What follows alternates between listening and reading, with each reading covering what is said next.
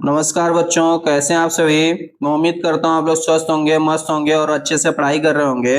बच्चों, आज हम लोग जो है संज्ञा को कवर करने वाले हैं, जो कि व्याकरण के सबसे मोस्ट इम्पोर्टेंट टॉपिक में आता है। और ये परीक्षाओं में भी इससे प्रश्न बहुत ज़्यादा पूछे जाते हैं। तो आज हम लोग जो है इसको अच्छे से देखेंगे, ट्रिक के साथ देखेंगे, जिससे हम लोग जो है उसको पहचानने में हम लोगों को कोई समस्या ना हो। तो चलिए हम लोग जो है बिना देर के देखते हैं। तो जिसने भी इस चैनल को सब्सक्राइब नहीं किया है वो सबसे पहले इस चैनल को सब्सक्राइब कर ले, online study with Om Prakash को, और बेल आइकन को भी प्रेस कर ले, जिससे आने वाली वीडियो के नोटिफिकेशन आपको मिलता रहे और अपनी तैयारी आप करते रहिए। चलिए बिना देर के शुरू करते हैं। सबसे पहले हम लोग संज्ञा के बारे में समझेंगे कि संज्ञा होता क्या है। ठीक है, तो अगर संज्ञा की परिभाषा की बात करें तो संज्ञा की परिभाषा क्या है, यहाँ पे देखते हैं। संज्ञा उस विकारी शब्द को कहते हैं जिससे किसी विशेष वस्तु, भाव, जीव के नाम का बोध होता है। ठीक है, हमें याद रखना है कि संज्ञा उस विकारी शब्द को कहेंगे जिससे किसी एक विशेष वस्तु, भाव और जीव के नाम का बोध हो। ठीक है, तो यहाँ पे विकारी शब्द है। विकारी शब्द के बारे में हम लोग पढ़ चुके हैं कि एक ऐसा शब्द होता है जिसमें लिंग, वचन, कारक का प्रभाव पड़ता है और उसकी वजह से शब्द में परिवर्तन हो जाता है। ठीक है, तो संज्ञा भी उसी में आता है। हम लोग जो है इस परिभाषा को मतलब अच्छे से याद कर लेंगे, क्योंकि बोर्ड के एग्जाम में यही परिभाषा अक्सर देखने को मिलती है। दूसरी चीज, इसको और भी आसान तरीके से समझने के लिए एक और मैंने परिभाषा लिखा है, उसको भी आप देख सकते हैं कि किसी व्यक्ति, वस्तु, स्थान, जाति या भाव के नाम को हम क्या कहते हैं, संज्ञा कहते हैं। ठीक है, तो ये भी आप देख सकते हैं। और उससे भी शॉर्टकट जो है संज्ञा की परिभाषा है कि किसी भी नाम को संज्ञा कहते हैं, यानी नाम मतलब ही संज्ञा। अगर आप कोई बोलता है नाम तो आप समझना संज्ञा। ठीक है, संज्ञा मतलब नाम। ठीक है, तो जितने भी नाम वाले शब्द हैं वो क्या होते हैं, संज्ञा होते हैं। ठीक है, चलिए हम लोग जो है अब आगे देखते हैं। इसके कुछ उदाहरण देख लेते हैं कि जैसे कमला, पटना, अंगूर, चमेली, हिमालय, गंगा आदि, ये सब नाम है और ये सब क्या कहलाते हैं, संज्ञा कहलाते हैं। ठीक है, बात आती है संज्ञा के भेद। ठीक है, तो संज्ञा के, ये प्रश्न पूछा जाता है संज्ञा के कितने भेद होते हैं। तो संज्ञा के 5 भेद होते हैं। ठीक है, कौन कौन सी? व्यक्तिवाचक संज्ञा, जातिवाचक संज्ञा, समूहवाचक संज्ञा, द्रव्यवाचक संज्ञा और भाववाचक संज्ञा। चलिए हम लोग इन संज्ञाओं को समझेंगे। सबसे पहले लेते हैं व्यक्तिवाचक संज्ञा। ठीक है, व्यक्तिवाचक संज्ञा क्या है कि जिस शब्द के से किसी एक व्यक्ति, वस्तु अथवा स्थान का बोध हो उसे व्यक्तिवाचक संज्ञा कहते हैं। यानी व्यक्तिवाचक संज्ञा में कि वस्तु और व्यक्ति, ठीक है, स्थान, लेकिन हम ध्यान देंगे कि ऐसे नाम जो किसी एक के लिए प्रयोग किए गए हो। ठीक है, तो ऐसे व्यक्ति जिससे ऐसे व्यक्ति का नाम जिसे एक व्यक्ति का बोध हो। ठीक है, ऐसे वस्तु जिसे एक वस्तु का बोध हो और एक ऐसे स्थान जिसे एक स्थान का बोध हो, उसे हम लोग क्या कहेंगे, व्यक्तिवाचक संज्ञा कहेंगे। ठीक है, या आप ऐसे भी कह सकते हैं कि ऐसे नाम जो विशेष नाम हो, ठीक है, विशेष नाम को हम लोग जो है व्यक्तिवाचक संज्ञा में रखते हैं। ठीक है, चलिए हम लोग यहाँ थोड़ा समझते हैं इसमें कौन कौन से हो सकते हैं। जैसे उदाहरण के रूप में मैंने लिखा है, जैसे व्यक्तियों के नाम में, जैसे श्याम, श्याम देखिए किसी एक व्यक्ति का नाम है। हरि, सुरेश, गीता, सीता, ये किसी एक व्यक्ति का नाम है, इसलिए व्यक्तिवाचक संज्ञा है। ठीक है, और इसमें कौन कौन से आ सकते हैं, दिशाओं के नाम में भी आप जो है देख सकते हैं कि दिशाओं के नाम भी जो है वो व्यक्तिवाचक संज्ञा में आता है। जैसे उत्तर, पश्चिम, दक्षिण, पूर्व, ये सब जो है क्या होते हैं, व्यक्तिवाचक संज्ञा होते हैं। ठीक है, दूसरा है देशों के नाम, जैसे भारत, जापान, अमेरिका, पाकिस्तान, चीन, ये अनेक जो है देश हैं, जो उन देशों के नाम है वो सब भी किस में आते हैं, व्यक्तिवाचक संज्ञा में आते हैं। राष्ट्रीय जातियों के नाम, जैसे भारत के जितने भी लोग हैं वो सब क्या कहलाते हैं, भारतीय, ये भी क्या है, व्यक्तिवाचक संज्ञा। रूस के लोग रूसी, ये भी व्यक्तिवाचक संज्ञा। अमेरिकी, ये भी क्या है, व्यक्तिवाचक संज्ञा। ठीक है, और भी जैसे हम लोग देख लेते हैं जैसे समुद्रों के नाम। ठीक है, जैसे काला सागर, भूमध्य सागर, हिंद महासागर और प्रशांत महासागर, ये सब क्या है, व्यक्तिवाचक संज्ञा में आते हैं। ठीक है, नदियों के नाम जैसे गंगा, ब्रह्मपुत्र, बोलगा, कृष्णा, कावेरी, सिंधु, ये ऐसी नदियां जो हैं ये किस में आएंगे, ये व्यक्तिवाचक संज्ञा में आएगा। ठीक है, फिर उसके बाद देखते हैं पर्वतों के नाम में, जैसे हिमालय, विंध्याचल, अलकनंदा, काराकोरम, ये सब जो है पर्वतों के नाम है। और किसी एक पर्वत के नाम है, तो एक पर्वत के जो नाम होते हैं वो आपको कह सकते हैं कि वो जो है, या विशेष जो नाम होते हैं वो आपके क्या होते हैं, व्यक्तिवाचक संज्ञा होते हैं। जैसे बहुत सारे पर्वत होते हैं, लेकिन उसमें से एक हिमालय पर्वत है, हिमालय पर्वत जो होता है ये क्या हो जाएगा, ये व्यक्तिवाचक संज्ञा। विंध्याचल पर्वत जो है ये व्यक्तिवाचक संज्ञा। अलकनंदा पर्वत इसे व्यक्तिवाचक संज्ञा। काराकोरम पर्वत को व्यक्तिवाचक संज्ञा कहेंगे। ठीक है, चलिए आगे देखते हैं। नगरों और चौकों, सड़कों के नाम को भी हम व्यक्तिवाचक संज्ञा में रखते हैं। जैसे नगर में, जैसे वाराणसी, वाराणसी क्या हो गया है, एक नगर है, व्यक्तिवाचक संज्ञा। गया जी, जिसको पहले गया कहा जाता था, आज गया जी के नाम से जाना जाता है, ये भी क्या हो गया, व्यक्तिवाचक संज्ञा। चांदनी चौक, चौक का नाम है, व्यक्तिवाचक संज्ञा। हरिशन रोड, ये रोड का नाम है, व्यक्तिवाचक संज्ञा। अशोक मार्ग, मार्ग का नाम है, रोड का नाम है, ठीक है, सड़क का नाम है, तो ये भी क्या हो गया, व्यक्तिवाचक संज्ञा। ठीक है, दूसरा, पुस्तकों, समाचार पत्रों के नाम को भी व्यक्तिवाचक संज्ञा में रखते हैं। जैसे रामचरितमानस एक पुस्तक का नाम है, व्यक्तिवाचक संज्ञा। ऋग्वेद पुस्तक का नाम है, व्यक्तिवाचक संज्ञा। दैनिक जागरण समाचार पत्र का नाम है, व्यक्तिवाचक संज्ञा। हिंदुस्तान बैंक, ये भी किस में आएगा, व्यक्तिवाचक संज्ञा में। ठीक है, आगे है ऐतिहासिक युद्धों, घटनाओं के नाम को भी व्यक्तिवाचक संज्ञा में रखते हैं। जैसे पानीपत की लड़ाई, पहली लड़ाई, ये क्या हो जाएगा, व्यक्तिवाचक संज्ञा। सिपाही विद्रोह, व्यक्तिवाचक संज्ञा। अक्टूबर क्रांति, व्यक्तिवाचक संज्ञा। ठीक है, फिर उसका दिनों, महीनों के नाम को भी हम लोग व्यक्तिवाचक संज्ञा में रखते हैं। जैसे मई, अक्टूबर, जुलाई, अब जो भी है 12 महीने हैं, 12 महीने के नाम जो होंगे वो आपके किस में आ जाएंगे, व्यक्तिवाचक संज्ञा में। जैसे अब देखिए दिनों के नाम में, जैसे सोमवार, मंगलवार, बुधवार, ठीक है, ऐसे जो है जितने भी दिन है सभी दिनों के नाम को भी हम लोग व्यक्तिवाचक संज्ञा में रखते हैं। ठीक है, त्योहारों, उत्सवों के नाम को भी व्यक्तिवाचक संज्ञा में रखते हैं। जैसे होली, दिवाली, रक्षाबंधन, विजयादशमी, ऐसे जो त्योहार और पर्व होते हैं इनके भी नाम को व्यक्तिवाचक संज्ञा में रखते हैं। अब ट्रिक क्या है, हम पहचानेंगे कैसे, ठीक है, एग्जाम ओरिएंटेड ट्रिक जो है, अगर किसी का कोई प्रॉपर नाम है, विशेष नाम है, ठीक है, तो उसे ही आंख बंद करके हम लोग लगा देंगे व्यक्तिवाचक संज्ञा में। ठीक है, तो जैसे मान लीजिए कोई एक लड़का है और लड़के का नाम राम है, ठीक है, या मोहन है, सोहन है, तो उस लड़के का एक विशेष नाम है, ठीक है, उस लड़के के लिए यूज हुआ है, तो उसको हम लोग जो है कह सकते हैं कि ये व्यक्तिवाचक संज्ञा है। ठीक है, तो जब किसी व्यक्ति का नाम जो होगा, ठीक है, विशेष नाम होगा, उसे हम व्यक्तिवाचक संज्ञा में रखेंगे। चाहे वो व्यक्ति का विशेष नाम हो, चाहे वस्तु का विशेष नाम हो, चाहे वो स्थान का विशेष नाम हो, उसे हम लोग जो है व्यक्तिवाचक संज्ञा में रखेंगे। ठीक है, चलिए अगला है, दूसरा हम लोग जो है देखेंगे जातिवाचक संज्ञा। ठीक है, जातिवाचक संज्ञा नाम से ही कंफर्म हो रहा है, इसमें पूरी जातियों का बोध होगा, ऐसा नाम होगा जिसमें पूरी जातियों का बोध हो। ठीक है, जैसे जिस संज्ञा शब्द से किसी प्राणी,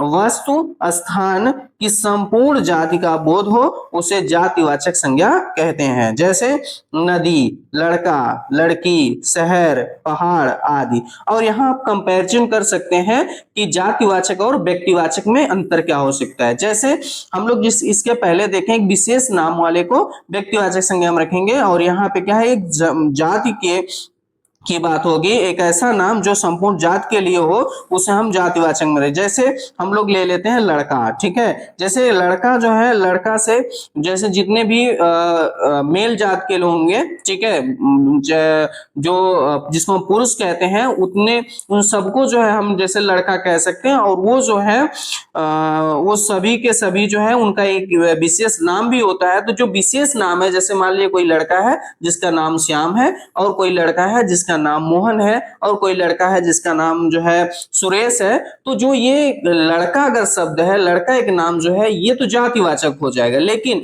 जो हमने बताया सुरेश, मोहन, श्याम, ये व्यक्तिवाचक हो जाएगा। ऐसे ही आप लड़कियों को ले सकते हैं। लड़की एक नाम है, ये ऐसा नाम है जो सभी लड़की जात में जितनी भी होंगी सबके लिए यूज कर सकते हैं, चाहे वो गीता हो, मीता हो, सीता हो, ठीक है, और बहुत सारे ऐसे जो नाम होते हैं लड़कियों के, ठीक है, उन सबको हम क्या कह सकते हैं, लड़की कह सकते हैं। तो लड़की एक ऐसा नाम है जो जातिवाचक में है। लेकिन वैसे गीता नाम है तो गीता एक विशेष लड़की का नाम है, तो यहाँ पे हो जाएगा व्यक्तिवाचक संज्ञा। सीता एक विशेष लड़की का नाम है, ठीक है, एक यहाँ पे क्या हो जाएगा, व्यक्तिवाचक संज्ञा। ऐसे ही तमाम नाम जो है लड़कियों जो होते हैं, ठीक है, जो विशेष नाम होते हैं वो व्यक्तिवाचक में आ जाएगा। ऐसे ही नदी, नदी जो है सिर्फ नदी से, अब देखिए हमें गंगा नदी, ब्रह्मपुत्र नदी, ठीक है, बोलगा, तमाम ऐसे नदियों का बोध हो जाता है, तो ये पूरी जाति का बोध करा रहे हैं। लेकिन वैसे अगर हम बोल देते हैं गंगा नदी तो ये व्यक्तिवाचक संज्ञा हो जाता है। जैसे यमुना नदी, ये व्यक्तिवाचक संज्ञा हो जाता है, ठीक है। तो ऐसे किसी एक नदी का जब नाम ले लेते हैं तो व्यक्तिवाचक संज्ञा हो जाता है, ठीक है। अब दूसरा शहर, शहर क्या है, शहर से हमें देखिए ये पटना शहर है, ठीक है, सीतामढ़ी शहर है, ऐसे आप तमाम शहरों का नाम ले सकते हैं। तो शहर शब्द से ये पूरी शहर जाति का बोध करा देता है, ये जातिवाचक हो जाता है। लेकिन जब हम किसी एक शहर का नाम ले लेते हैं, जैसे सीतामढ़ी हो गया, पटना हो गया, मुजफ्फरपुर हो गया, ये सब जो है एक विशेष नाम होते हैं, ये व्यक्तिवाचक संज्ञा में आ जाएंगे। जैसे पहाड़, पहाड़ की बात करें तो सिर्फ पहाड़ से जितने भी पहाड़ हैं सभी का बोध हो जाता है। लेकिन जब हम हिमालय पहाड़ की बात करते हैं तो वो एक विशेष नाम हो जाता है, तो व्यक्तिवाचक संज्ञा हो जाता है। विंध्याचल पर्वत है, ये एक विशेष नाम है, विशेष पहाड़ का नाम है, ये व्यक्तिवाचक संज्ञा हो जाता है, ठीक है। अब इसमें हम लोग देखते हैं कि जातिवाचक संज्ञा में ऐसे कौन कौन से आते हैं। संबंधियों और व्यवसायों या पदों और कार्यों के नाम जो होते हैं वो जातिवाचक में आते हैं। जैसे वाहन, वाहन हो गया, मंत्री हो गया, शिक्षक हो गया। अब देख लीजिए इसमें मंत्री, मंत्री से अब उसमें बहुत सारे, जैसे कोई स्वास्थ्य मंत्री होगा, कोई विदेश मंत्री होगा, तो कोई अलग अलग मंत्री होते हैं। लेकिन हम मंत्री बोलते हैं तो उसमें सभी आ जाते हैं, चाहे वो स्वास्थ्य मंत्री हो, चाहे विदेश मंत्री हो, चाहे वो फाइनेंस जो है मंत्री, वित्त मंत्री हो, कोई मंत्री हो, सब आ जाते हैं, ठीक है। लेकिन जब हम एक एक जो है मंत्रियों का नाम लेते हैं तो व्यक्तिवाचक में आ जाएगा, ठीक है। शिक्षक, देखिए शिक्षक जो है सभी जितने भी पढ़ाने वाले शिक्षक हैं सबको हम कह सकते हैं, और इससे सभी का बोध हो जाता है। लेकिन अगर एक शिक्षक का नाम लेते हैं, जैसे किसी के नाम मुकेश है, कोई मुकेश है, वो भी शिक्षक है, तो मुकेश जो हो गया वो आपका व्यक्तिवाचक हो गया। लेकिन वह शिक्षक है तो शिक्षक जो शब्द है या नाम है ये जातिवाचक हो जाएगा। जैसे डॉक्टर, ठीक है, और वकील, पत्रकार, लड़का, लड़की, ये सभी जो है जातिवाचक संज्ञा में आते हैं, ठीक है। चलिए आगे देखते हैं पशु पक्षियों के नाम। जैसे घोड़ा, गाय, कौवा, तोता, मैना, ये सभी जो है जातिवाचक संज्ञा में आते हैं। जैसे वस्तुओं के नाम में, जैसे कुर्सी, घड़ी, पुस्तक, मकान, कलम, ये सभी जो है किसमें आ जाते हैं, जातिवाचक में। अब देखिए इसको हमें याद कैसे करें, या हमको परीक्षा में अगर आ जाता है बोर्ड के एग्जाम में जातिवाचक संज्ञा का, तो हम कैसे इसको सही कर सकते हैं। तो उसमें लिखा है, खुद से हमें पूछना है कि क्या इसके जैसे और भी हैं। अगर हाँ उत्तर आता है तो जातिवाचक होगा, और नहीं है तो वो व्यक्तिवाचक या और भी कोई हो सकता है, ठीक है। तो चलिए हम लोग एक उदाहरण लेते हैं। जैसे पटना एक शहर है, क्या पटना जैसा और भी, जैसे हम पटना जब हम बोलते हैं तो क्या पटना एक है, या ऐसे हमें पटना नाम से जो है बहुत सारे जो है स्थानों का नाम मतलब जो है बोध होता है। तो पटना से हमें सिर्फ एक स्थान का बोध होता है, और ये हो जाता है व्यक्तिवाचक संज्ञा। वहीं जब हम शहर बोलते हैं तो शहर जो है वो तमाम शहर, जितने भी शहर हैं सभी का बोध हो जाता है। यहाँ पे शहर शब्द जो हो गया वो जातिवाचक हो गया, ठीक है। तो जब हम प्रश्न करेंगे और प्रश्न करने के बाद उससे और भी वो नाम जो है और भी उससे और भी चीजों का बोध होगा, तो हम लोग जो है वहां पे जातिवाचक रखेंगे, और अगर उससे किसी एक का बोध होगा तो वहां पे हम व्यक्तिवाचक रखेंगे, ठीक है। चलिए आगे हम लोग देखते हैं समूहवाचक संज्ञा में। समूहवाचक क्या होता है, इसमें कहीं न कहीं समूह का बोध होगा, ठीक है। समूह मतलब जिसमें दो या दो से अधिक चीजें होंगी, ठीक है।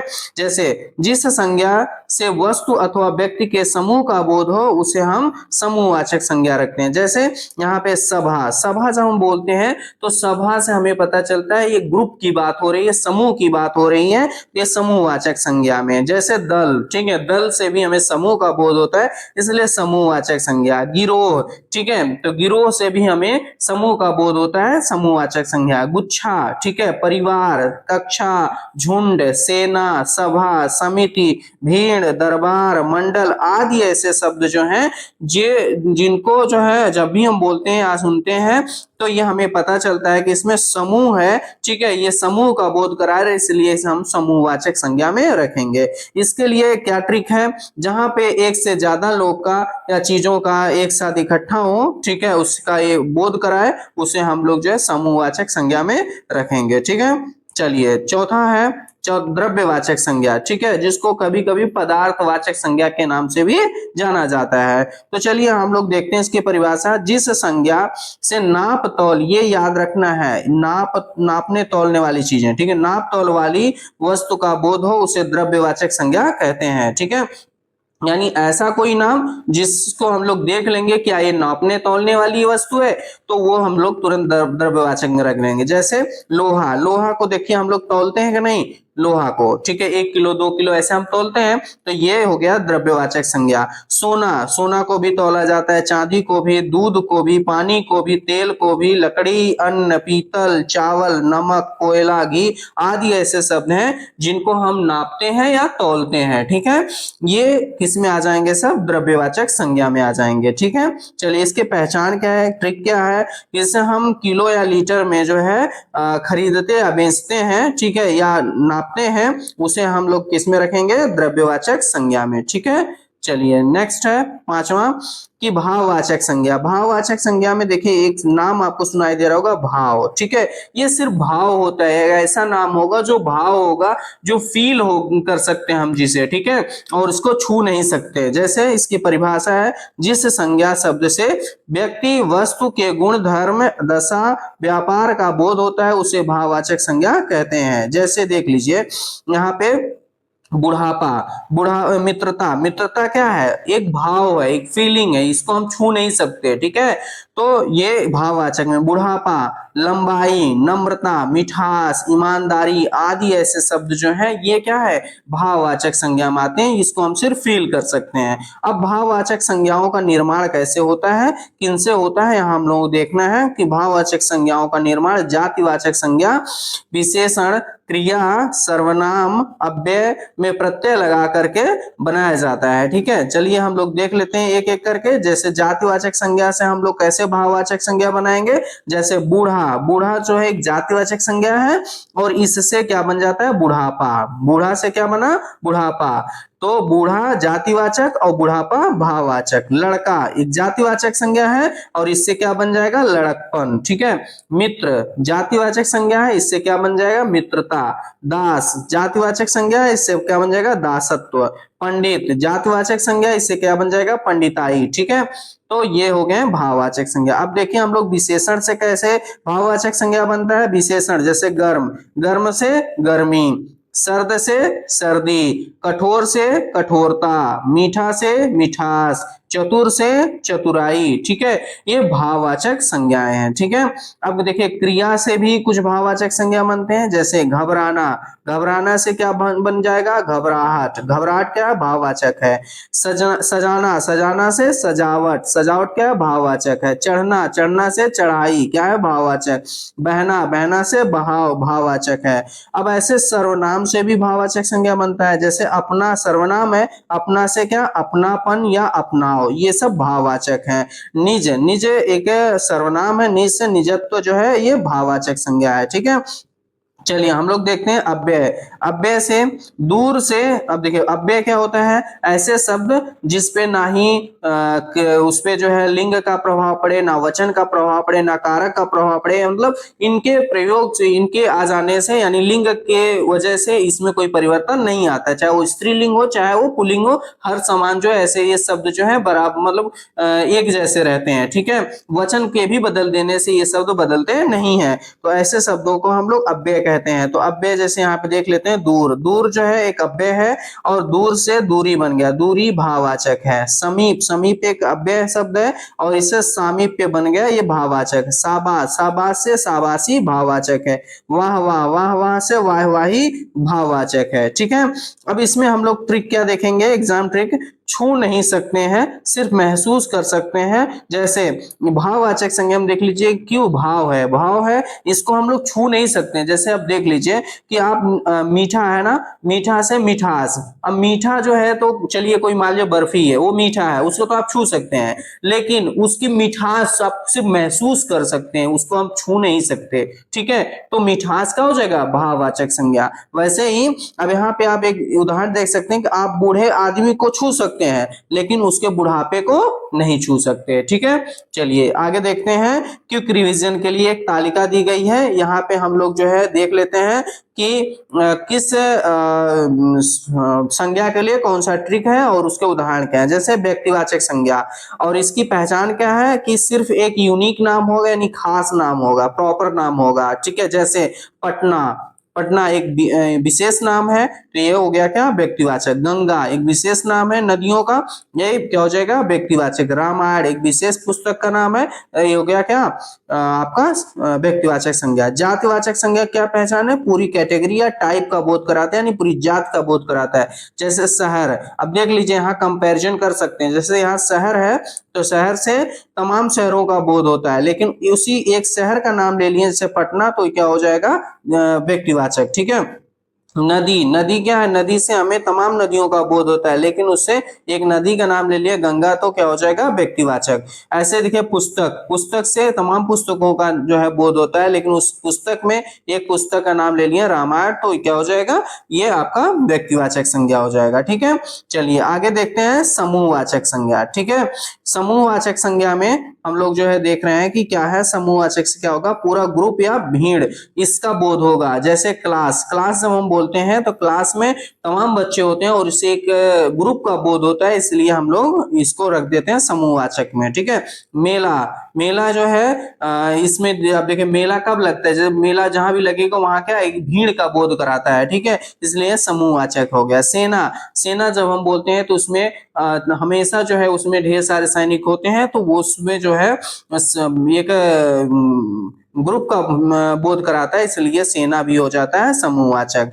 आगे है द्रव्यवाचक। द्रव्यवाचक क्या है, आप इसमें याद रखना, नापने तौलने वाली चीज होगी, इसको गिना नहीं जाता है। ठीक है, इसमें गिनती नहीं होती है। जैसे पानी, ठीक है, पानी क्या है, ये नाप तौल वाली वस्तु है। सोना, सोना भी नाप तौल वाली चीज है। घी, घी भी नाप तौल वाली चीज है, इसलिए द्रव्यवाचक में आ जाएगा।